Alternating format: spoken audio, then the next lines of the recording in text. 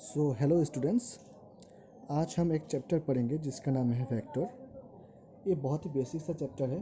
Physics में हर जगह use होगा। आपका क्लास 11 में, क्लास 12 में, हर एक सब्जेक्ट में आपका यूज़ होगा। फिजिक्स में आपका यूज़ होगा क्योंकि ये सब बहुत ही इम्पोर्टेंट है। जो वेक्टर चैप्टर है, मैकेनिक्स को समझने के लिए वेक्टर ज़रूरी है। क्लास 12 के फिजिक्स को पढ़ने के लिए भी वेक्टर की ज़रूरत है कि हर जगह वेक्टर का यूज़ है, because it is a fundamental thing. Okay, fundamental things को बोलते हैं जो हर जगह यूज़ होता है, क्योंकि जितना भी फिजिकल क्वांटिटी आप क्लास 11 और 12 में पढ़ोगे, मतलब क्लास 10 के बाद जो भी पढ़ोगे आप, सभी क्वांटिटी वेक्टर क्वांटिटी है ऑलमोस्ट। स्केलर क्वांटिटी भी आप पढ़ोगे, लेकिन वेक्टर का यूज़ ज़्यादा होता है, इसलिए वेक्टर का इंट्रोड्यूस किया है क्लास 11 में। तो वेक्टर क्वांटिटी किसे बोलते हैं, तो हम पहले वो जान लेते हैं। सो वेक्टर क्वांटिटी किसे बोलते हैं? A physical quantity which have magnitude and direction and also always vector laws of addition is called vector quantity. हर एक क्वांटिटी जो वेक्टर लॉस ऑफ एडिशन को फॉलो करता है, जिसका मैग्नीट्यूड भी है और डायरेक्शन भी है, उसे बोलते हैं वेक्टर क्वांटिटी। अब देखते हैं स्केलर क्वांटिटी किसे बोलते हैं, जो हम क्लास 10 तक पढ़ते थे। ओनली हैव मैग्नीट्यूड, सिर्फ और सिर्फ मैग्नीट्यूड होगा, नो डायरेक्शन। फॉर एग्जाम्पल, आपका डिस्टेंस, ये एक पॉइंट है ए और ये एक पॉइंट है बी। इन दोनों का डिस्टेंस जो है, अगर ऐसे जाओगे थोड़ा ये होगा, अगर ऐसे जाओगे तो ये होगा, डिफरेंट डिफरेंट होगा। ऐसे भी जा सकते हो, ठीक है। तो सभी को डिस्टेंस बोलेंगे और सभी का मैग्नीट्यूड अलग अलग होगा, सिर्फ और सिर्फ मैग्नीट्यूड ही रहेगा। अब बात करते हैं वेक्टर क्वांटिटी। फॉर एग्जांपल, आपका displacement. What is displacement? The shortest distance between any two points. A point और बी पॉइंट के बीच में shortest distance, that is this is called displacement. अगर आपको कोई बोले ए और बी का डिस्प्लेसमेंट है from A to B, that is this way. If someone says that B to A, then this way. Direction का बात आ गया। अगर कोई आपको बोल रहा है कि आप सिर्फ और सिर्फ ए से बी तक जाओगे तो इस तरफ जाना पड़ेगा। अगर कोई बोले आपको बी से ए तक जाओगे तो इस तरफ जाना पड़ेगा। So this is the fundamental thing. इसलिए मैंने आपको सिखाया कि वेक्टर का मैग्नीट्यूड और डायरेक्शन कैसे होता है। अब बात आती है रिप्रेजेंटेशन की। एक वेक्टर क्वांटिटी को कैसे रिप्रेजेंट करेंगे हम मैथमेटिकली, तो बहुत सिंपल है। सपोज ए एक वेक्टर है, ठीक है, तो इसको हम कैसे लिखेंगे? ऊपर एरो देंगे ऐसे, तो ये वेक्टर का रिप्रेजेंटेशन है, वेक्टर रिप्रेजेंटेशन। और ग्राफिकली कैसे समझते हैं वेक्टर को? सपोज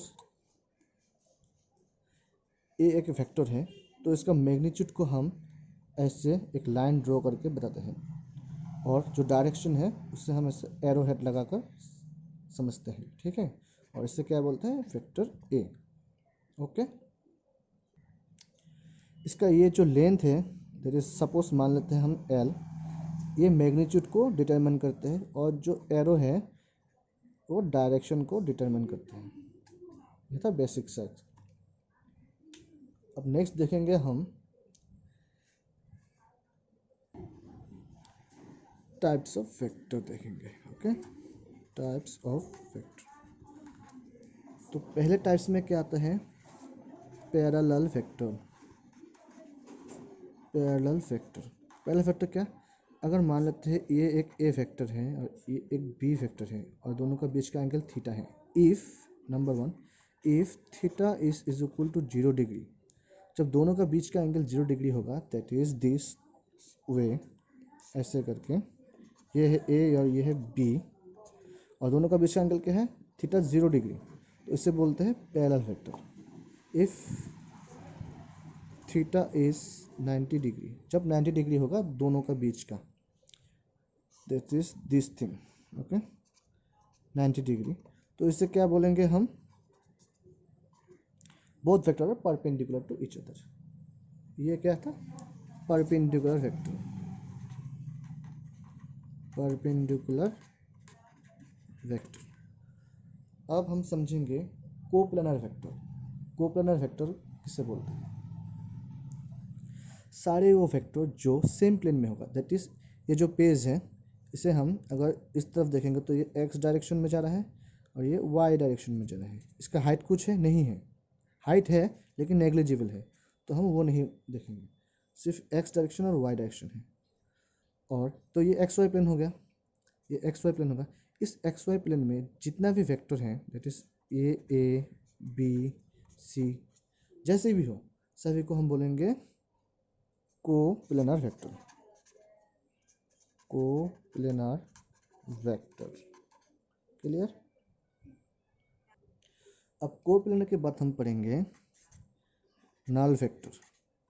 जैसे हम सेट में पढ़ते थे ना, नल सेट मतलब जीरो सेट, वैसे नल वेक्टर क्या है?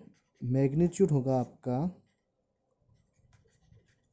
ज़ीरो ज़ीरो, और इसका जो रिप्रेजेंटेशन है जीरो के ऊपर ऐसे हम एक एरो लगा देंगे।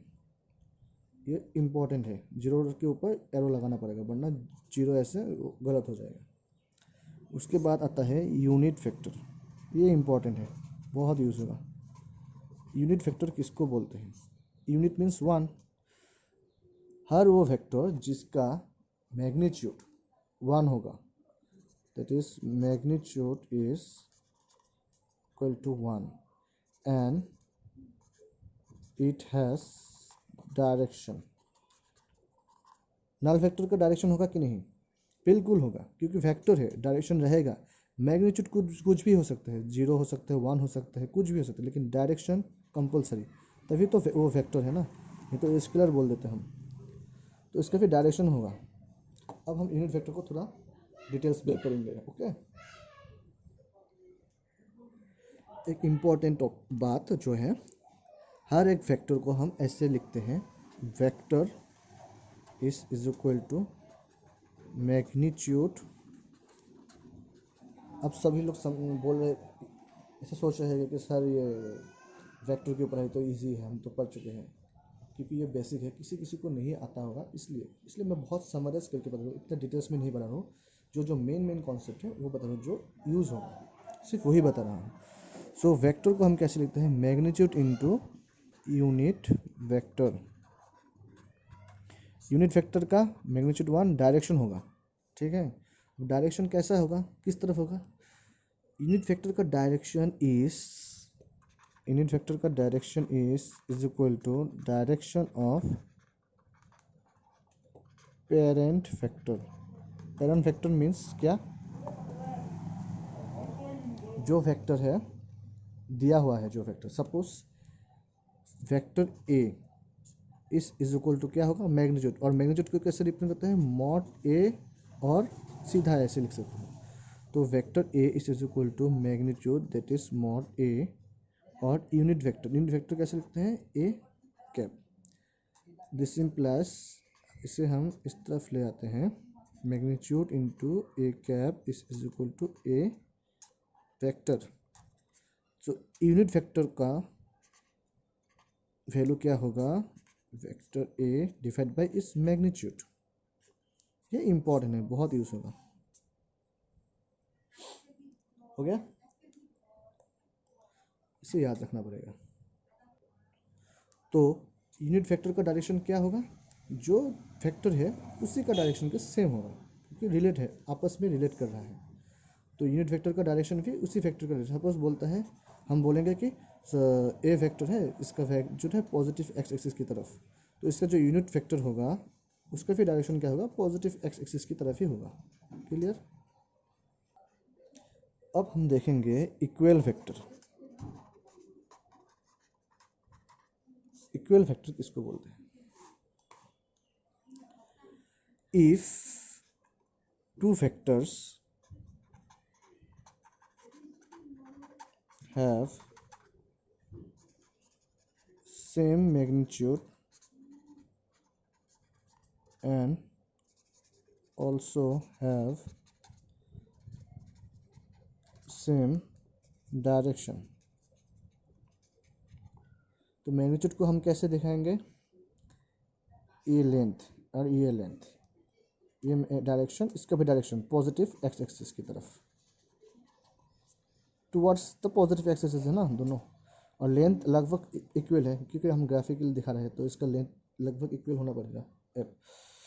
तो क्या है, if two vectors have same magnitude and also have same direction, तो फिर इसको बोलेंगे हम इक्वल वेक्टर। तो इससे ए वेक्टर और वी वेक्टर ये दोनों हो गया इक्वल वेक्टर क्योंकि इन लोगों का मैग्नीट्यूड सेम है और डायरेक्शन भी सेम है। अब हम देखेंगे कोलिनियर वेक्टर। कोलिनियर मतलब अगर एक वेक्टर है ए और दूसरा वेक्टर है बी, दोनों कोलिनियर बोल रहे हैं तो दोनों का जो लाइन ऑफ एक्शन वो सेम होना पड़ेगा। अब लाइन ऑफ एक्शन क्या है, ए वेक्टर ऐसे एक्ट कर रहा है तो इसका लाइन ऑफ एक्शन होगा ये वेक्टर बी है, इसका लाइन ऑफ एक्शन होगा बी। तो अगर कोलिनियर होना पड़े तो क्या होगा, अगर ये ए वेक्टर है तो इसका लाइन ऑफ एक्शन और ये बी वेक्टर है इसका लाइन ऑफ एक्शन दोनों सेम होना पड़ेगा, इसको बोलेंगे कोलिनियर वेक्टर। और एंटी कोलिनियर क्या होगा, just the if theta is equal to 180 degree. अगर ये ए वेक्टर है और इसका लाइन ऑफ एक्शन ये होगा तो बी वेक्टर को इस तरफ जाना पड़ेगा ताकि इसका लाइन ऑफ एक्शन सेम रहे लेकिन वो अपोजिट तरफ है। दैट इज ए बार के और बी बार कब एंटी कोलिनियर होगा, जब if theta is equal to 180 degree, दोनों अपोजिट डायरेक्शन। ठीक है, कोलिनियर भी हो गया। आई होप समझ में आया होगा। अब हम दो सिंपल से लॉ देखेंगे। एक बोलते हैं जो triangle law of addition, vectors triangle of addition, और दूसरा है पैरेललोग्राम लॉ ऑफ एडिशन। तो ट्रायंगल लॉ क्या कहते हैं, ट्रायंगल लॉ ऑफ वेक्टर। अगर एक वेक्टर है ए और दूसरा वेक्टर होगा बी, तो लाइक ए ट्रायंगल जो तीसरा साइड होगा वो उसका रिजल्टेंट होगा। लेकिन इसका डायरेक्शन, ए का डायरेक्शन क्या है, एंटी क्लॉकवाइज, इस तरफ जा रहा है ना, एंटी क्लॉकवाइज इस तरफ। बी का क्या है, एंटी क्लॉकवाइज इस तरफ जा रहा है। सी का भी होना चाहिए था एंटी क्लॉकवाइज लेकिन ऑपोजिट है, दैट इज क्लॉकवाइज है। इसी को हम रिजल्टेंट बोलते हैं। तो ये ट्रायंगल की तरह होना ना, तो इसलिए हम बोलते हैं ट्रायंगल लॉ। अब होगा पैरेललोग्राम लॉ। अगर एक वेक्टर है ए ऐसे और दूसरा वेक्टर है बी ऐसे, तो इसका रिजल्टेंट क्या होगा, हम एज्यूम करेंगे एक parallelogram, that is like this way. तो ऐसे पैरेललोग्राम हो गया। तो इसमें से दोनों का जो इनिशियल पॉइंट है वहाँ से जो डायगोनल आ जाएगा उसे बोलते हैं रिजल्टेंट, और इसका वैल्यू हो क्या है, A bar plus B bar, that is factor A plus factor B. और जो दूसरा डायगोनल है उसे हम बोलेंगे रिजल्टेंट, वो भी रिजल्टेंट होगा लेकिन ए माइनस बी। ये इंपॉर्टेंट है। इसे यूज़ करके, जो पैरेललोग्राम लॉ है इसे यूज़ करके हम बहुत सारे चीज़ों में रिजल्टेंट वेक्टर निकलेंगे ग्राफिकली निकलेंगे। उसके बाद तो बाकी काम मैथमेटिक्स सब दे ही देते हैं हमको। ठीक है, क्लियर। नाउ हम देखेंगे resultant of two vectors. Resultant of two vectors A and B. Resultant of two vectors, ये है वेक्टर ए और ये है वेक्टर बी, दोनों का बीच का एंगल है थीटा। तो इसका रिजल्टेंट वैल्यू क्या होगा, रिजल्टेंट मतलब ए जो एक वर्क कर रहा है और बी जो वर्क कर रहा है, आई मीन दोनों का जो एक्शन है ए और बी का, इन दोनों के इंस्टेड में एक ऐसा वेक्टर अकेला आर रिजल्टेंट आ जाएगा। ये दोनों जो मिलकर काम कर रहे हैं, रिजल्टेंट वेक्टर आर अकेले में ही उतना काम करेगा। तो सीधी सी बात में जैसे बोल सकते हैं इक्विवेलेंट, ये दोनों का इक्विवेलेंट ये अकेले। ठीक है, लेकिन इसका अब हमें जो मैथमेटिकल एक्सप्रेशन है वो निकालना पड़ेगा। उसके लिए हमको एक डेरिवेशन चाहिए, लेकिन उसके पहले हम एक चीज़ देखेंगे, ये आपको याद रखना पड़ेगा, बाद में क्लियर हो जाएगा। अगर एक वेक्टर ऐसे है, ठीक है, किसी भी एंगल में, बस ऐसे प्लेन में है, तो इसका जो हॉरिजेंटल कंपोनेंट होगा और जो वर्टिकल कंपोनेंट होगा, इफ हॉरिजॉन्टल के साथ ये थीटा एंगल पे है तो ये होगा ए कॉस थीटा और परपेंडिकुलर होगा ए साइन थीटा। अगर ये वेक्टर ए है तो इसका, अगर ये थीटा है इस बार तो क्या होगा, अगर ये थीटा है तो ये होगा ए कॉस थीटा और ये होगा ए साइन थीटा। मतलब जिसके तरफ थीटा होगा वो ए कॉस थीटा और जो उसके ऑपोजिट में होगा दैट इज ये, वो होगा हमारा ए साइन थीटा। ठीक है, जो एंगल के साथ होगा वो कॉस थीटा में आ जाएगा और जो ऑपोजिट में होगा वो साइन थीटा। आई होप ये क्लियर हो गया है। ये इंपॉर्टेंट है, हम डेरिवेशन जब करेंगे इसे यूज़ करेंगे। तो इसी के साथ हमारा फर्स्ट लेक्चर कंप्लीट करते हैं वेक्टर का। तो नेक्स्ट लेक्चर के लिए आप लोग देखते रहिए।